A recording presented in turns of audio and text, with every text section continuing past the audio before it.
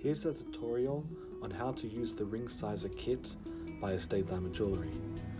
Continue watching this video to learn how to use the ring sizer belt and the ring sizer card.